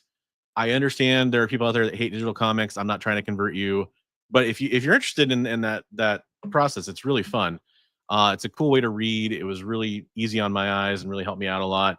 And you don't have to do that either. You can just look at the whole page and read it that way if you want to. But I like that view. It's really helpful. Yeah, I really, really enjoy it. So I'm looking forward to them launching this new service. I know there's been some talk, like Chris mentioned on his show earlier about the timing of this. It's possible that they were potentially under a non-compete. I remember when they started Distillery, there were some talks of them making Distillery kind of a digital collecting platform where, like, for example, you'd get access to digital covers and digital copies of comics. And they do that. That's on the platform. But this is going to have some of that stuff baked into it as well, where it's basically like you can resell your digital comics, which is pretty cool. Theoretically, I mean, depending on how they work it all out, that also can have its own issues, but I think it's pretty neat. Um, they're talking about creator signatures and remarks on your digital comics. I mean, yeah, I understand. Some people think that's silly, but hey, it's something Okay. kind of cool. Like maybe you have a unique copy that's then, we've been buying and selling digital goods for a long time. So this If is you've kind ever of like played World of Warcraft, NFT kind of thing or something, a little almost. bit, yeah, like that. Like you have ownership of a unique variant cover or a unique sketch digitally, and I get it. People roll their eyes at that, but I think that kind of stuff it's definitely around. There's a VV does it. Like a 24/7 Comics will have like special versions of your digital comic that you own, that you're the only one that owns that you talk about your precious metals, like you're the only one that owns a diamond version of that particular cover or whatever, and it's worth such and such money. I think it's smart because look, you're talking about a digital comics platform where you're going to buy and read comics. It's going to do that. On top of that, Mhm. they're trying to get collectors that are into collecting, trying to give them maybe some little extra motivation to get involved in the platform as well. Right. So I don't want to focus on that part of it too much and make people think that that's all it's about. Um, Right. and we don't really know what it's going to look like yet, but it is kind of an exciting aspect that they're trying to build into it. And they've been thinking about it for a while because, like I said, when they launched Distillery, they were already talking about it. So I'm curious. I'd love to have those guys on for an interview and talk to them and kind of get some more information. So I'm going to reach out to them. I don't know if they're willing to do that. Hopefully they are. I know that I believe they've both been on the EXP before. Jay, if you're still awake in the background, I'm kidding. Jay's a professional. I'm sure he's still awake. I don't know if you have an interview lined up from them from when they. I'm pretty sure they do. I'm sorry if I'm speaking out of school there, but yeah, it's fun. It's cool. So, No, it's um, this might be a stupid question, but can comic shops sell digital copies of comics, like sell codes that you would download them? I think that was part of the idea that they were looking into doing. Is that, and I maybe I'm like making all this up, but I thought they were going to have, like, for example, GameStop. You can go into GameStop and you're there, and maybe you got like a prepaid Visa gift card for Christmas or something like that. You can buy video game codes to go download the games at home. I remember when that service first launched, I worked at GameStop at the time. People laughed. They sell a crap ton of digital codes at GameStop that way because they're in the store and like you're trading in your old games and you're buying some new DLC or something like that. But yeah, it's totally possible for them to someday, even if they don't do it at launch, to offer that kind of stuff up front I mean, for stores to make some money off of it. I never used it or anything, but like a lot of the more, well, like mid 2000s, like stuff, 2015, 2016, Marvel books and stuff had digital codes, right? Yeah, they still do. Okay. Yeah, you can still. So I'm on Marvel Unlimited. Where they used to have two different apps. I think they've basically completely merged those apps, and you can take a code from your comic book, redeem it on the website, and then even if it's not available on Marvel Unlimited, you can still read it as part of your library on the app. Which I think is cool. Yeah. Like Son of Crom says here, he clicked the link. He thinks it'd be good to take pictures of frames for your own videos. Yeah. I've used screenshots from services like that in videos I've done to kind of like, show, like, I did some stuff with like first appearances and the panels, what the first appearances look like inside the comic book, like talking about X-Men Annual 14 versus Uncanny X-Men 266 for the first appearance of Gambit, or Right. Uncanny X-Men 282 versus 281 for the first appearance of Bishop, that kind of stuff. And I don't of know course, if John is still in here, but John, they do their X-Men read through, and they do a digital version of the comic as they read through issue by issue each episode. So this is just a behind the scenes thing, but yeah, Jay, I was talking about, it was a Distillery interview, but I believe it was with the folks that are doing the new digital service that Chris mentioned earlier in the chat. So yeah, and if you can't find it, I mean, that's fine. Maybe I'll look for it later, but I'm pretty sure there was going to be an interview at some point with them. Remember when Steam first came out Yes, I do. Everyone laughed. And it was so annoying. Now it's ubiquitous. I mean, people. Yeah, look, I totally understand people that only want to buy physical goods. I have literally thousands of digital movies on various services like Fandango at home, which used to be Vudu, and Movies Anywhere, that kind of stuff. Uh, I would go get codes from the websites and stuff like that, and redeem them right by the physical media. I also have hundreds and thousands of like 4K Blu-rays and all that kind of stuff too. Like I like physical just as much as digital. I have thousands of comic books, but I also have thousands of comic books digitally. You know, it's just one of those things. Right. But yeah, I thought it was interesting, and Well, Chris did a really good job talking about his show. Definitely go watch that earlier. What else? What other news came? What other big things happened? They're selling comic books through vending machines these days. I saw that they're also doing the thing where the gambling thing where you can. Yeah, it's a digital vault service. Right. CGC's co-launching it. I actually have somebody send me the link for it when it came out. Let me go back and pull up their news story on it, or the press release or whatever. I am not thrilled about it, but it is what it is. It's not, not everything is for everybody, right? So, oh, why is the post gone? It was called Courtyard IO. Shared the post. Oh, interesting. Somebody shared it with me, and now it's gone. Yeah, no, I hear you, Crom. I know it's late for people. Luckily, you only got to come back and watch a little bit of the show. You can see the community artwork. I have a couple pieces to show off, and yeah, there you go. Hey, while you got his logo up there real quick, you guys, Crom does a show for every Friday, Midnight with Monsters. Check that out. And again, check out that video of the slabs and stuff he has for sale. He's got a really good deal on a lot of slabs. So yeah, Son of Crom's awesome dude in the community. Definitely go give him a follow if you're not already. But yeah, so it's basically it's Courtyard and CGC are partnering to do like essentially a mystery box with slabs where you have a small chance of getting a slab that's worth more than your $200 buy-in, but then you can also hold your slab in almost like the eBay vault for PSA, like they have, where you can like hold it there and resell it to them for a certain percentage of what you paid if you don't want it. You can immediately flip it back into the vending machine if you don't want it. Yeah. Yeah, Jay, if you can do that, that'd be awesome. I would definitely appreciate that. Thank you. I guess that's been a big thing for a while now for Pokemon and sports, that they've had those things, and now it's just coming to comics. So yeah. This is why you should go subscribe to Comic Tropes After Dark and check out his show, because he talked about all this new stuff here earlier. We were mostly just planning on covering the con and Heroes4Heroes stuff, but I definitely did want to talk about some of the stuff. This broke, I think, this weekend. John Bernthal will be in the new Spider-Man Brand New Day film. We talked about that a little bit at the show. We were kind of speculating what that plot might look like with him in it. If you haven't watched all of Daredevil, you should have by now, I think.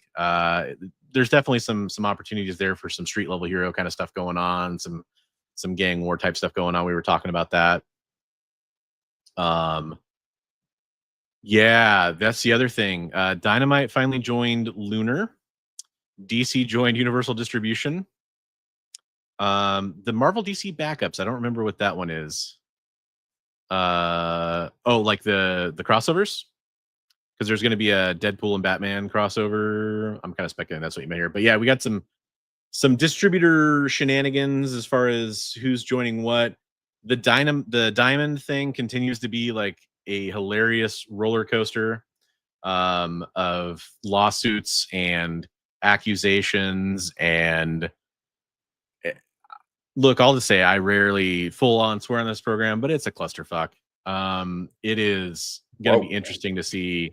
It's going to be interesting to see how that all shakes out. In the end, there's definitely been a lot going on with that.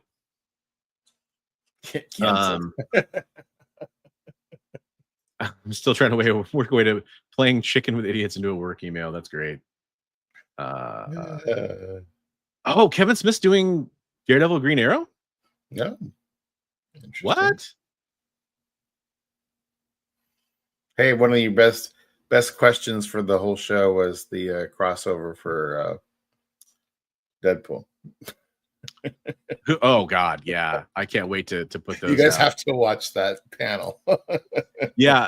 So once I clean up the audio, I asked both Deadpool writers, who they would cross over Deadpool with if they had their choice of anybody to go back and do it across any brand or title, because Deadpool's crossing over with Batman.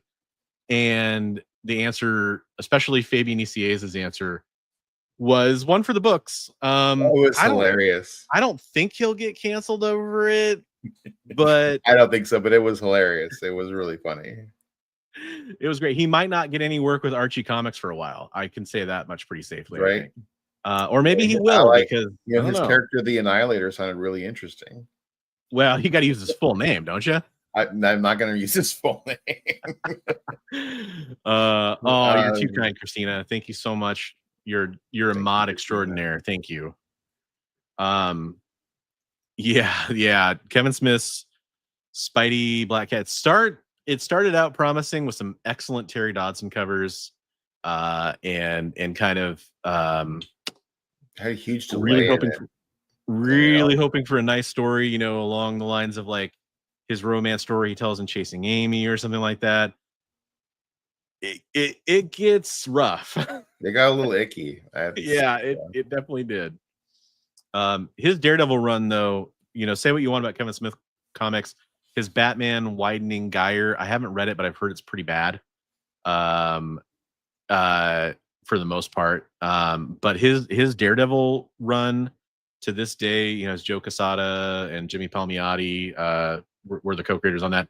It's probably one of my favorite Daredevil stories of all time. So okay, so here's the dope from Comic Tropes. Marvel will have 3 backup comics on their Deadpool Batman one-shot: Daredevil, Green Arrow, Captain America, and Wonder Woman, and Crypto/Jeff the Shark, all with big names. Oh, you know what? Now that you mentioned that, I do remember seeing the Crypto and Jeff the Shark thing. Yeah, I was just too busy getting ready for the con this week. I guess I missed a lot of stuff. That's cool. Thank you for sharing that, Chris. Again, last time I'll mention it, but that's a good reason to go watch Comic Tropes After Dark. He covers all the great news, and he does a really good job focusing on all the news too. He's the best. Will Comic Tom be there? Wait, where are we talking about? Anyone going to Geek Fest in Everett? Okay. I didn't know that was going on. We had some really great conversation with Russ. So yeah, we talked to Russ from Mill Geek, which if you don't know, he's on the Bags and Boards podcast with Comic Tom, and used to be on the top 10 with Comic Tom. He's still on the top 10 every week. Oh, he is, because it was Jim Mint for a while, right? On the hot 10. Now they rotate. It's like a rotating cast. Oh, okay.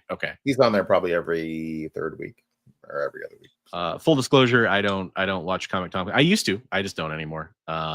Just because I don't have time for the most part, and I don't really enjoy the top. If you might not have guessed from my top 5 not to buy, I'm not a huge fan of hot lists. I did enjoy talking to Russ, though. It was very good conversation. Yeah, it talked a little bit about running a shop, talked a little bit about vending. I don't know if we'll work it out scheduling wise, but we tried to talk about having him maybe come on the show and kind of talk about some of that aspect of stuff. He runs a very prominent shop in the Seattle area. So that, and obviously has a lot of experience in the industry. So that'd be pretty fun to talk about stuff with him. It was interesting. Like he said after the show, he said, we say rivers of nickels and dimes. He said he said the vendors that focused on huge books didn't do well, but everybody who was selling like $20 and $30 books did pretty well. Yeah, that's interesting. It's funny, most of the vendors I talk to, by and large, like I didn't really get a sense for like whether or not they were successful as far as that, because maybe you sell enough $20 and $30 books and it can make up for it, and maybe you're just happy to move the inventory. But most of the vendors I talked to, where I kind of found out if they were happy with what they did. The majority said they were. Mhm. There was a couple exceptions, but you never really Right. know. Like, it could be what they brought, it could be what they priced things at, could have been their Yep. location. It's hard to say. But I was happy to hear that. I don't like to hear going to a show. I've heard it before. Vendors saying like, "Oh man, it's like pulling teeth." You know, you hear that, and that's you don't want to hear that. It's not good for the community. So I'm starting to like there's a vendor that we see at Frankenstein all the time, Blue Moon, and he flagged me down. He's like Big B. I was like, "Hey, come over," and he's telling me all about his show and everything. It was pretty cool. So there's some cool vendors out there that actually remember who you are. yeah, yeah, that it was definitely. I've always said, like, for me, like, going to these shows now, it's more about running into people, talking to people that you know, from the YouTube comic community or just the comic community in general, vendors that I know and have relationships with, lots of great ones here from either from the Northwest or that started here in the Northwest that I talked to. We ran into Uh, Agu at the show. yeah, yeah, Speaking of Comic Tom ties, yep, yep, for sure. So it's just a lot of fun to do that. And then of course the panels are great. And yeah, one of my favorite things is talking to comic book creators. So getting a chance to do that and getting to the show and everything, it's a lot of fun hanging out with Big B and hanging out with Comic Tropes and all those other people. It's great. it's the best Um, part. yeah. I am going to pull up our community art real fast. And Roscoe, I Um, apologize. Roscoe sent me a piece. I was working and I didn't get it to you. So Oh, no worries. Yeah, we'll probably have a good chunk to show off next week. And then hopefully we'll have some the one thing I didn't mention about Heroes for Heroes, by the way, we're doing Saturday. It's a little bit different than we've done it in years past. We've kind of started to move towards having multiple events and multiple different ways to draw in donations. So Saturday's auction is going to be, I'll be straight up honest, it's going to be more modest than the last couple of years in terms of, having huge name original art pieces from people, that kind of stuff. I think we're still going to have some fantastic stuff, some really yeah, good deals. I'm going to bring some of my stuff to make sure that we have some stuff to sell. I'm going to look for some more donations here from some other people I know. But we're also going to do other things. We're going to have nothing that I can really speak about at the moment, but I have a couple feelers out there that could be really cool to do with people, that might help generate some stuff throughout the year. So it's going to be kind of a fundraising season for us. And then I hope to have another huge show next year, and then kind of still do satellite events around that next year. But this was going to be, it was, stone, the first one at this time of year. yeah, it was always going to be a difficult show to because you're going around all these artists and their time is their money when it comes to their ability to draw, when it comes to the original art side of things, or even when it comes to people who are donating like key comic books to us, that kind of stuff. You can only ask for so much. At least I'm only going to ask for so much, because if you start asking every couple months for something, I don't think that's the right approach, right? I don't think it's the right way to treat people. But so there will be other events coming up. Ooh, I might, but you have a lot of them already. I might. Yeah, it's possible. I have some figures I could definitely auction off. Real fast. Before it gets too far up there, Joel the Geek. Yeah, I would love to meet up with you at a show. So, Oh, 100%. Yeah. If for anybody, I speak for Bigby very safely when I say this. So anybody out there, if you recognize us at a show, or you're going to a show we're going to be at, let us know. More than happy to meet up. Got stickers for you, picture, talk to you for a while. Our time is not, we're definitely not going to be, too big for you. Let's put it that way. Well, I might be too big for you, but other than that, yeah, no, we got time for everybody to show. It's one of my favorite things to do at a show is to talk to somebody who's going to be there. absolutely. So we have this Joker piece from Headless Hammerhead. Sorry, I had it up there on the screen for a while and didn't give you your proper credit, Giovanni. Headless Hammerhead, longtime supporter and former shop owner of the channel, does some great art. He had this Joker piece he wanted to share with us. It's Really awesome. cool. Yeah, good job. I'm curious if you're going to finish this one, man. I know you do a lot of sketching, but if you're going to finish Looks this like out, a, looks how like a is stuff? sketchbook. Like he's gonna do some quick Yeah, work because I can see the pages in there. So yeah, yeah, that's absolutely. cool. I like it. Very nice. And we have one more piece. Rich Stankey was very busy over at HeroesCon. He had a booth at HeroesCon this weekend, but he wanted to make sure and send over this piece. This is from Antarctic Press. Jungle Comics Beautiful. number 20. I like that. It reminds me of I'm gonna forget the artist's name. He does those cave woman covers. They're pretty risque and scandalous. It kind of reminds me of that, but a little bit more of a Yeah. Rosetta is a little bit in that DNA there too. Yeah. Some Dave Stevens kind of did some of that stuff too, but yeah, very cool. Always love that. Very good job, Rich. Thanks for sending it in. We appreciate it. If you have any community art, which means if you have any art you want to send us, Right. send it in to us. Hit us up, DM us on any social media service we're on, and you can always email me. I'm the Bronze Age Nerd, all one word, at gmail.com. I'd love to see it. Send it in, and we'll share it on the show. For sure.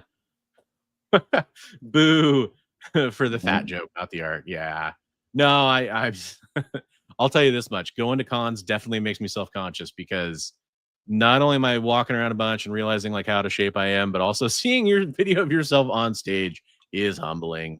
Yeah, so always a good motivation to get in shape, which I think is good. By the way, shout out to Big B here, who's made some progress in that department, and I applaud him for it, man. Good job. Thank you. Yeah. Yeah, absolutely. I'd always love to see you at a show. Always. I think he and Tropes were talking about. There you go. There you go. Yeah, there you go. So, but yeah, either one. Take more W. Walks. Walks. Yeah. I do.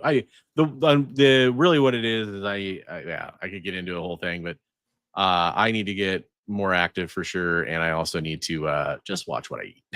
That's what I really need to do. So kind of circling back to what Joel was saying, I know Trope said he had an idea of maybe trying to do a panel with content creators, so that would be kind of cool. That would be a lot of fun. It'd be a lot of fun. We've talked about this a few times. I don't know what it is about the Northwest. I've talked about this with YouTube channels from across the country.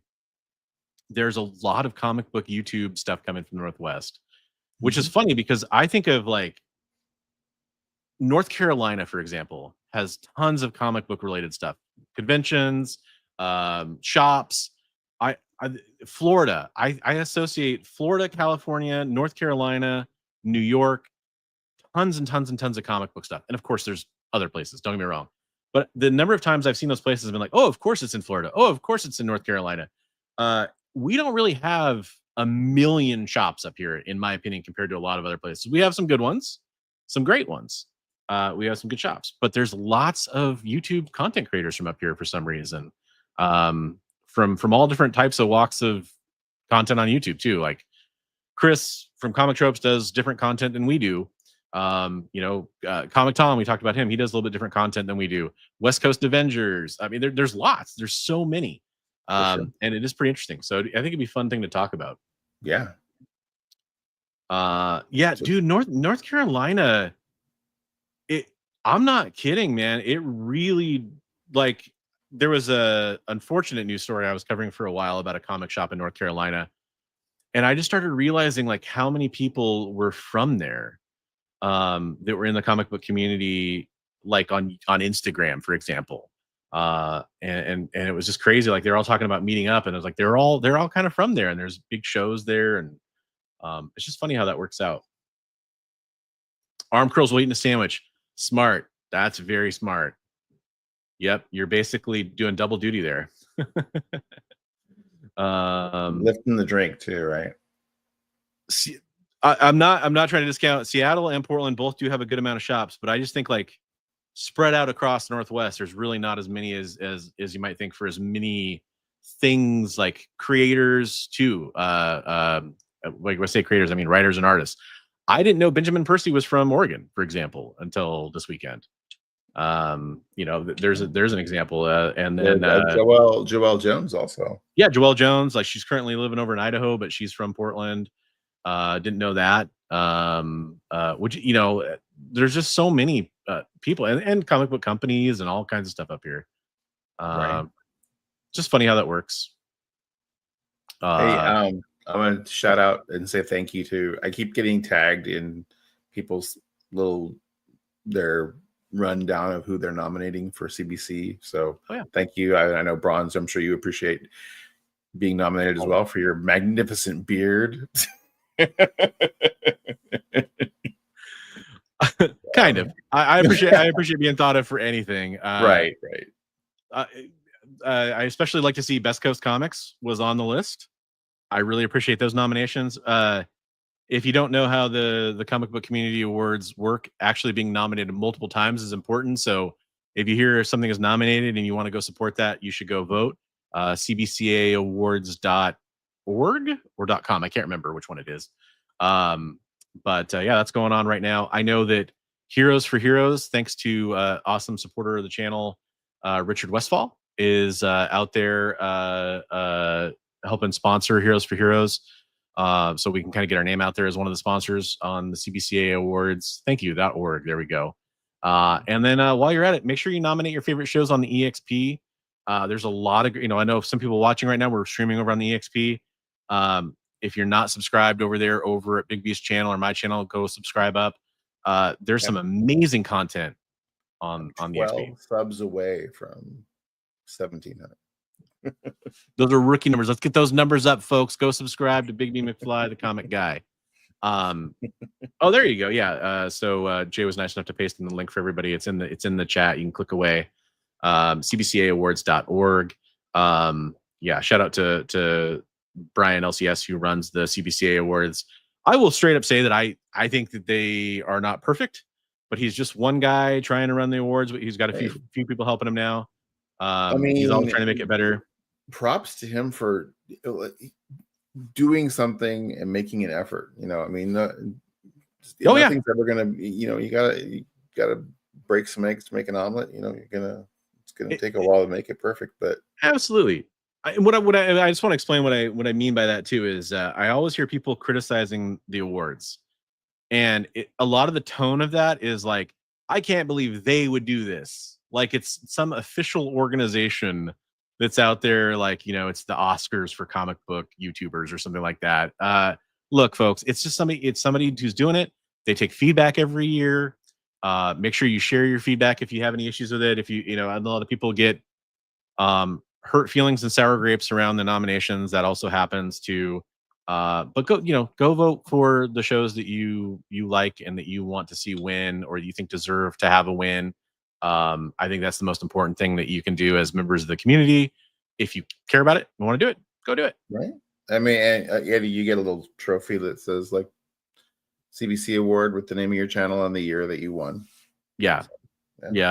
I've won a couple times, and I will say, like, it felt nice to have people thinking of you. Like, it definitely it feels nice, and props to Richard Westfall. Also, he saying that it's not perfect. Richard also he gave some feedback last year and then volunteered to be a part of it to help make it better. So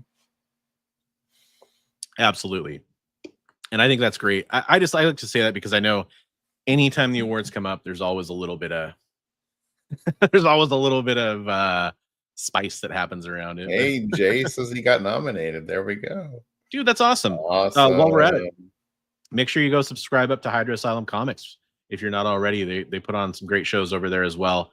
Our producer Jay is part of that group over there. Definitely go hang out in some of their streams too and see what that show's all about. See why they got nominated. So I'll put that. But nominated one time early on, just the fact that anyone thought of us was awesome. Dude, totally 100%. It just feels good to feel like people appreciate what you do. Which I know. Hey, there you go. Jay for best hair. Nice. You won a couple times, looks at nails. No, because I know that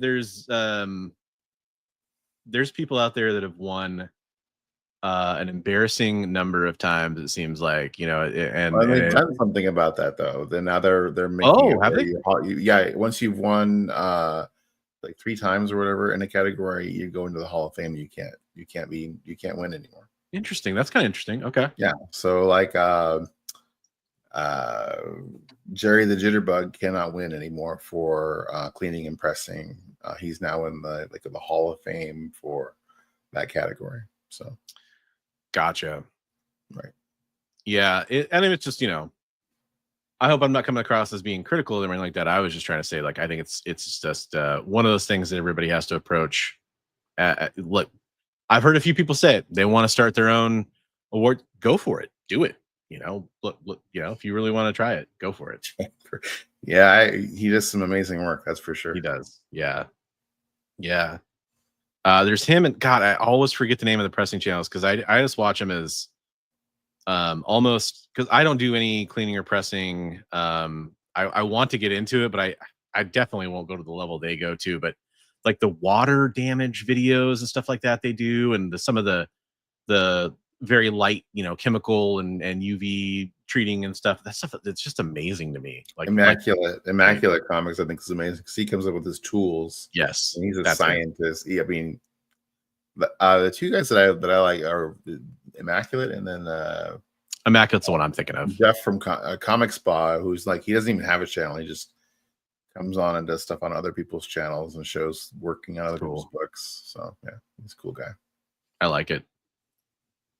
But yeah, point being, go out there, vote for all your favorites. Or, you know, here's what I would say. If you have any issues, vote for the ones you think get overlooked, you know, that kind of stuff. Yeah, that's kind of the point. And that's kind of cool that they've divvied it up to where it's like the smaller, they have it categorized by the number of subscribers they have. So like the smaller guys have a chance to win in a group with the smaller guys, the medium guys, big guys, you know. So yeah, big guys. That's right.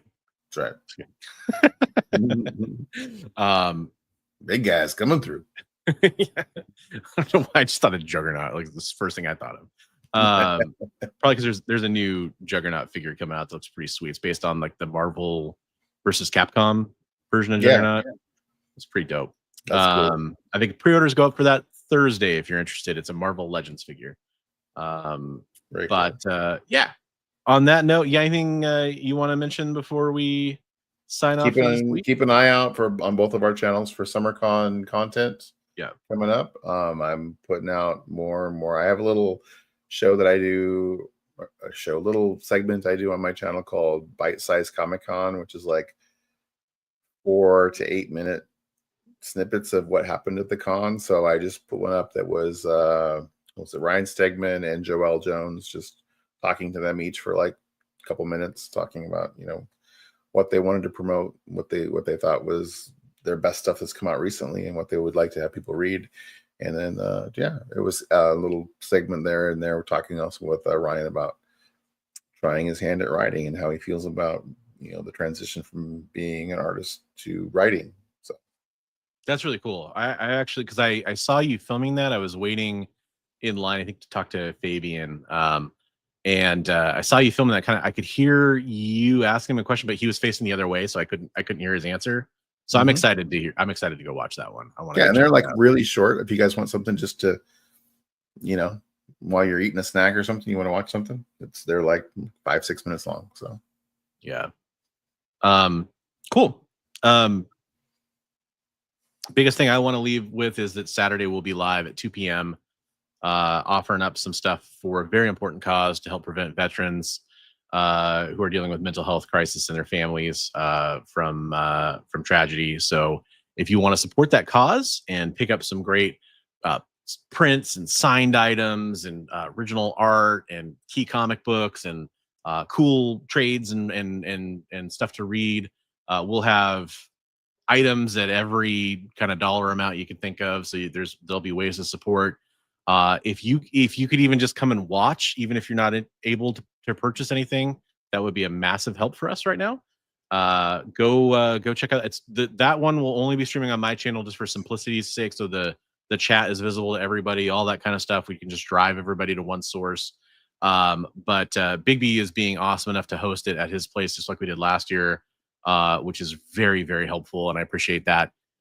So if you would be so kind as to go put a thumb up on that video and notify you, hit the bell to notify you when that one goes live, that would be enormously helpful. We'd appreciate it. And if you could share it, that would be even more awesome. So thanks in advance for doing that. Yes, thank you very much. We're hoping to hit our goal and sail past it and raise some money for a great cause. Yeah, you'll see us live then, hopefully. And then after that, we'll be back next Monday, possibly for a short show, because we're probably gonna be pretty fried from doing that show all weekend. But we'll probably talk about recap Heroes4Heroes. Maybe we'll have a quick topic we could talk about. We had some great conversations on the car rides. We could spin into some topics. Some very animated conversations. yeah. And kind of almost more like stream of consciousness kind of stuff. Maybe we could do. That's like, man, we should be recording this because maybe or maybe not. I don't know. Yeah, some of the stuff, some of it we would have to edit out, but it's kind of cool. I wouldn't say like straight up disagreeing, but we definitely had different viewpoints on things more than I normally had seen us have. And so it was kind of fun to talk through that. Wow, we don't usually differ too much, but there was a couple things where I was like, oh wow. Yeah. So maybe we'll talk about that.